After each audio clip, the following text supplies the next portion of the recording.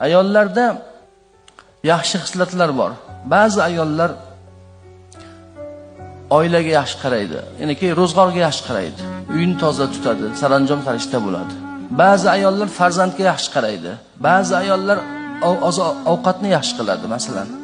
Ba'zi ayollarda bularning hammasi jam bo'ladi. Ba'zi ayollarda bularning hammasi jam bo'ladi-yu, musulmonchilik bo'lmaydi, ixlos bo'lmaydi. Undan ham yomon bo'ladi.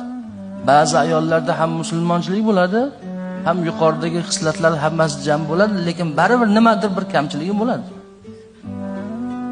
O'sha nuqsoniga, kamchiligiga yaxshi tomonlarni hurmatdan ko'z yumib qo'yish kerak ekan erkak odam.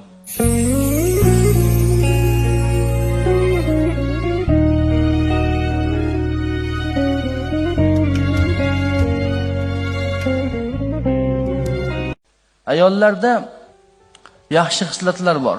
Ba'zi ayollar oilaga yaxshi qaraydi.